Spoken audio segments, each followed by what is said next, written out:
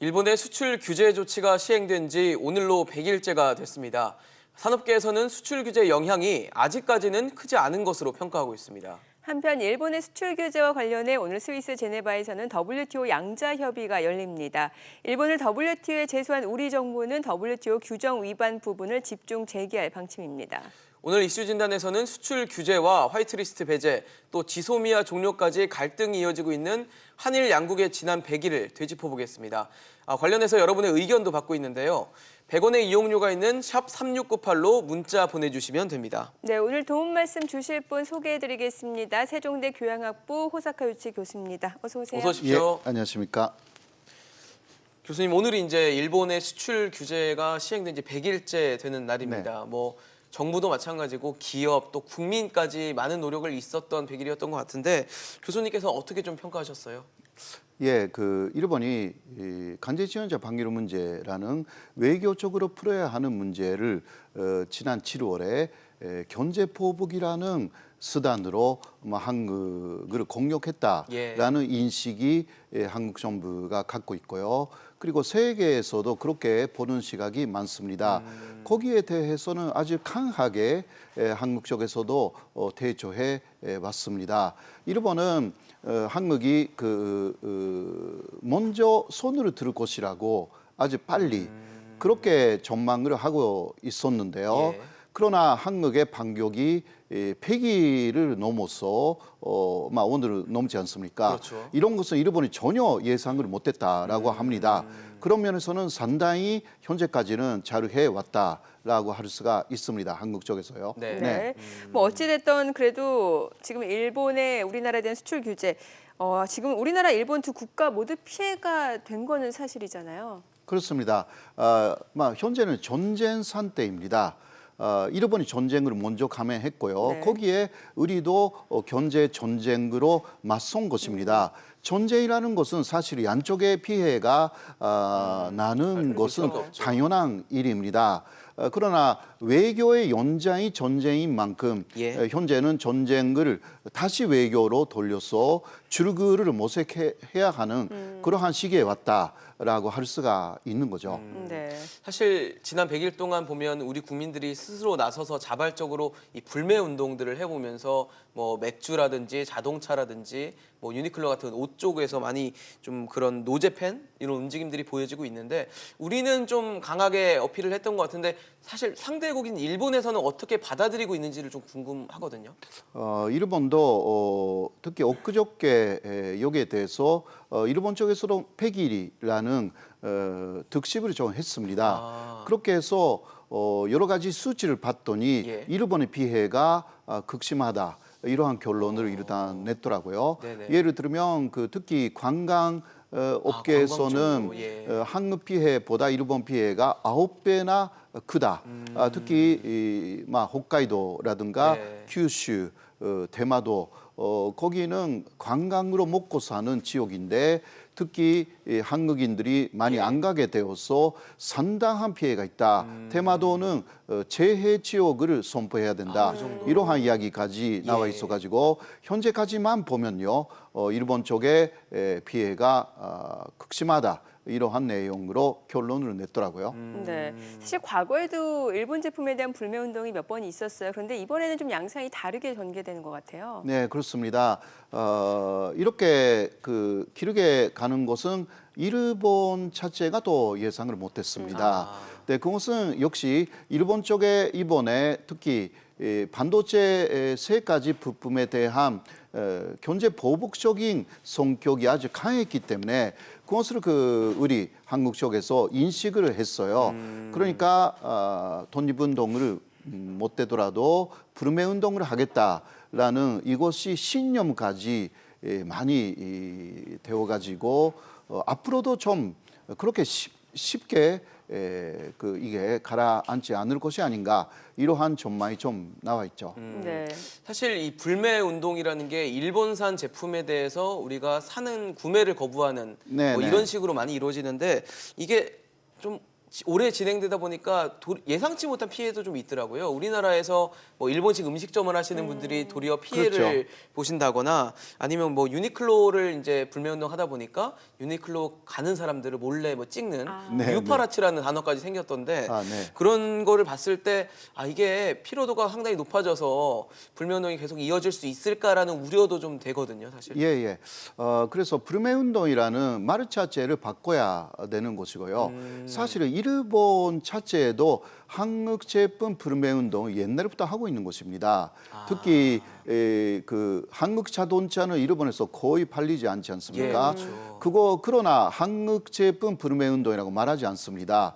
일본에서 말하는 것은 네. 좋은 일본 제품을 쓰자라는 운동입니다.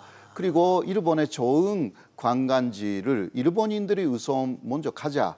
그것을 디스커버 재팬이라고 계속 이야기해 왔습니다. 한국도 어느 특정 국가의 제품을 불매하거나 그런 것이 아니라 한국 제품을 더 사랑하고 또 디스커버 코리아 한국 안에서도 좋은 관광지가 많이 있기 때문에 그런 식으로 근전적인 방향으로 운동을 완전히 전환시켜야 이게 마음의 부담도 많이 덜 수 있고. 덜 수 있고요. 또 한국 경제에 미치는 영향도 오히려 더 근전적이라고 할 수가 있습니다. 같은 건데 표현이 너무 다르다 보니까 느껴지는 것도 좀 다른 것 같아요. 예, 확실히. 그럼 그 심리적인 부분이 대단히 그러니까요. 중요해서요. 불매라고 하면 거부하고 그렇죠. 상대를 미워하고 부정적인 증오하고 느낌인데. 그런 게 있기 때문에 네. 그것을 좀 완전히 바꿔가지고 그러나 더 한국을 위해서 그 한국 제품 소비하고 쓰고, 그리고 여행도 한국 내를 많이 좀 재발견하자 이런 식으로 가는 게 대단히 중요하지 않을까 그렇게 생각합니다. 네. 네.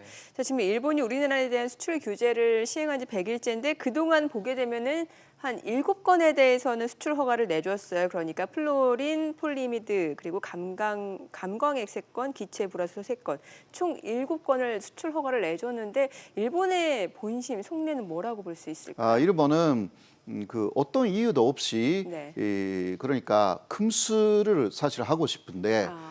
그러나 금수를 해버리면 이게 예. WTO 위반이 됩니다. 정확하게. 그러니까 어떤 이유도 없이 그러니까 전단성 없이 그렇게 하기가 현재 어렵습니다. 명분 없이. 왜냐하면 일본 자체가 이것은 보복이 아니라 수출에 대한 관리다. 이런 식으로 말하고 있기 때문에 그러나 보복성으로 누구나 봐도 알 수 있는 그러한 조치를 하면 일본이 계속 불리해집니다. 그래서 현재는 일본은 하고 싶어도 못하는 상황이다라고 할 수가 있죠. 그러나 앞으로는 어떻게 될지는 역시 우리는 주시해야 된다라고 생각합니다. 네. 사실 일본의 수출 규제를 통해서 우리가 좀 교훈을 얻었던 게 아마 국산화였을 겁니다. 네, 그동안 일본에 대한 의존도가 지나치게 높았던 소재나 부품, 장비에 대해서 이제 우리 기술력으로 좀 우리가 스스로 해보자라는 것이 이번 어떤 일본 수출 규제에 대한 네. 교훈일 것 같은데 우리도 많이 노력을 하고 있습니다. 하지만 이게 뭐 일본의 기술력 자체를 노하우나 이런 것들을 쉽게 따라갈 수 있느냐에 대해서는 의문점이 계속 달리고 있는 것 같거든요. 어떻게 보십니까, 교수님? 역시 그 순도 부분이라든가 같은 제품을 만든다 하더라도 일본은 예를 들면 프로하스소는 상당한 고순도입니다. 거기에는 실제로 달아갔는가라는 부분들이 앞으로 지금 그 테스트에 들어가지 않았습니까? 그렇죠. 생산 라인에 프로하스소는 투입되기 시작했어요. 네. 그러니까 결과를 조금 지켜봐야 되는 것입니다. 그래도 방향으로서는요, 국산화라는 것은 확실하게 해 나가야 합니다. 일본만에 위정하고 있으면 앞으로도 이러한 사태가 일어나지 않는다라고 할 수는 없지 않습니까? 그렇죠. 그러니까 다변화 그리고 국산화 이것은 계속 해 나가야 되는 내용이라고 할 수가 있습니다. 네. 네. 자, 지금 지소미아 종료 시점, 그러니까 한일 군사정보보호협정 종료 시점이 다음 달 22일. 뭐 사실 아베 총리는 이게 종료된다 하더라도 일본 방위에 직접적인 문제가 없다라고 밝혔는데 어떨까요? 한일 그거는 말일 뿐입니다. 예. 요새 그 북한 쪽에서 미사일 발사했는데 그렇죠. 그것을 일본은 다 포착하지 못했다고, 예. 감지할 수 없었습니다. 그래서 내심은 상당히 위기 상황이라는 것을 일본은 알고 있습니다. 예. 그러나 지지를 하는 그러니까 우파들의 대해서 문제가 있다라고 말할 수가 없는 것입니다. 그래서 문제 없다라고 하고 있습니다만은 코노 방위상이 일본의 방어 미사일 시스템을 시찰을 하기도 했습니다. 그거는 북한 쪽에서 혹시 일본을 겨냥하여서 미사일을 발사할 때에 다시 미사일을 탐지하지 못하면 상당히 그 스모가 되는 거죠. 네. 그러니까 일본은 내심으로는 지소미아를 부활시키고 싶은 거죠. 앞으로 이 문제는 상당히 어떤 면에서는 카드로 한국이 충분히 쓸 수가 있는 내용이다라고 할 수가 있습니다. 네. 사실 100일이 흘러오면서 한일 갈등 자체가 계속 고조되는 상황인데 이걸 좀 풀 수 있는 실마리가 뭘까에 대해서 아마 우리 정부도 그렇고 일본 정부도 고민을 많이 할 것 같아요. 어떠니까 우리가 너무 지나치게 양보하지 않으면서 뭔가 풀 수 있는 걸 찾을 텐데 좀 있으면은 이제 나루히토 일왕의 즉위식이 있다 보니까 혹시 이게 물꼬를 틀 수 있는 뭐 이벤트가 되지 않을까라는 생각도 있거든요. 어떻게 보십니까? 예, 하나의 가능성이 좀 있죠. 그래서 일본 쪽에서는 현재 이낙연 총리가 네. 일본에 오는 것으로 예상하여서 아베 신조 일본 총리하고의 짧은 회담을 준비하고 있습니다. 실제로요. 이것이 하나의 계기가 되어서 예. 앞으로 좋은 결과가 나오면 또 정상회담으로 이어질 수도 있기 때문에 네. 그러면 이제 그 한국 쪽만 양보를 일본이 계속 이야기를 하고 있는데요. 그러니까요. 그러나 일본 쪽에서도 양보를 확실하게 얻어내 가지고 이제 출구를 찾아야 되는 그러한 상황이 아닐까 생각합니다. 네. 자, 이제 한일 양국이 스위스 제네바에서 그 WTO 한일 양자 협의를 개최하게 됩니다. 이게 사실 WTO 분쟁 그 첫 절차인데 어떤 기대감을 좀 가져봐도 될까요? 현재까지 일본 쪽에서 뭔가 좋은 이야기는 나와 있지는 않습니다. 그러니까 이럴 때 일에 그 이번에 회담을 하지 않습니까? 네. 그 표면적인 부분에서는 양쪽의 주장을 그대로 이야기를 할 것입니다. 문제는 현재 일본의 정권의 성격은 약점을 보일 수가 없는 그런 약점을 상황입니다. 나타내지 그거는 않는군요. 국민들의 지지율이 하락하기 때문에 못하는 것입니다. 그래서 오히려 무릎 밑에서의 여러 가지 회담, 무릎 밑 접촉이 대단히 중요하다라고 생각합니다. 네. 사실 이번 WTO 양자협의는 이제 국장급 정도의 고위직이 나가는 자리긴 한데 앞서 수출 규제가 시작되고 나서 한번 양자 만났을 때 그때 과장급 회동을 했을 네, 때 네. 이 창고 같은 데서 이렇게 그러니까요. 설명회라는 식으로 예. 한번 저희에게 좀 무안을 준 적이 있어가지고 예. 이번 회담이 과연 잘 될까에 대한 의구심은 있는 것 같거든요. 예, 그러니까 그러니까 창관에서 했던 네. 그 회담 정도는 아니지만 네. 그러나 역시 일본은 일본의 주장을 되풀이할 것으로 생각됩니다. 강하게 나오겠군요, 역시. 네네네. 그러나 문제는 역시 이 무릎 밑 접촉에서 좋은 결과를 얻어가지고 사실 포괄 쪽으로 한꺼번에 해결하는 어떤 방안을 모색. 그쪽에 일본도 하고 싶은 것입니다, 사실. 예, 왜냐하면 지역 경제가 상당히 망가지고 있기 때문에 중요한 선거가 더 다가오고 있다는 이야기도 있습니다. 이 선거의 영향이 굉장히 크기 때문에요. 일본도 빨리 좀 수습하고 싶다라는 속마음이 있는 것은 사실이라고 할 수 있죠.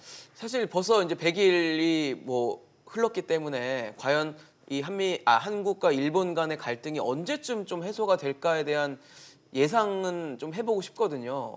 교수님께서는 연내에는 가능하다 보십니까? 어떻게 보십니까? 그렇게 쉽지는 않을 것입니다. 연내는 좀 어려울 것 그러니까 일본 정권의 성격이 단순한 포스가 아니라 극우파이기 때문에 그 사람들은 경제적인 부분 이상으로 이념이라든가 전단성이라든가 이런 부분을 상당히 간조하는 정권이기 때문에요. 그 부분도 우리가 주시하면서 그 한국 쪽의 전략을 신중하게 만들어 나가야 한다. 그렇게 생각합니다. 네, 네, 알겠습니다. 오늘 세종대 교양학부 호사카 유지 교수였습니다. 잘 들었습니다. 고맙습니다. 고맙습니다.